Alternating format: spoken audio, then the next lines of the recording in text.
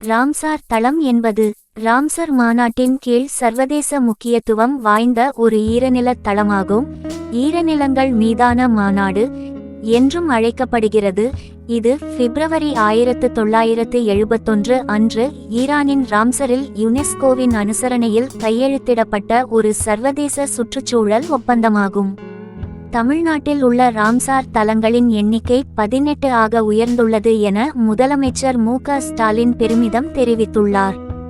Ramsar அங்கீகாரம் என்பது ஈரநிலங்களுக்கான சாசனம் என்றும் அழைக்கப்படுகிறது. இந்த ஒப்பந்தம் ஈரானில் உள்ள ராம்சார் என்ற நகரத்தில் கையெழுத்தானது. அதன்படி இந்த அங்கீகாரம் பெறும் இடங்கள் ராம்சார் தளங்கள் என்று அழைக்கப்படுகின்றன. தமிழ்நாட்டில் 16 இடங்கள் ராம்சார் தளங்களாக அங்கீகரிக்கப்பட்டிருந்தன. இந்த சூழலில் நஞ்சராயன் பறவைகள் காப்பகம் மற்றும் விழுப்புரம் மாவட்டம் கழுவேலி பறவைகள் காப்பகம் ராம்சார் அங்கீகாரம் பெற்றுள்ளன.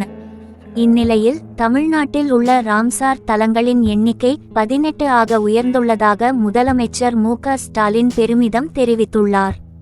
இது தொடர்பாக அவர் தனது எக்ஸ் தள பக்கத்தில் தெரிவித்துள்ளதாவது: திருப்பூர் மாவட்டம் நஞ்சராயன் பறவைகள் காப்பகம் மற்றும் விழுப்புரம் மாவட்டம் கழுவேலி பறவைகள் காப்பகம் ஆகியவற்றுடன் சேர்த்து தமிழ்நாட்டில் உள்ள ராம்சார் தலங்களின் எண்ணிக்கை 18 ஆக உயர்ந்துள்ளது.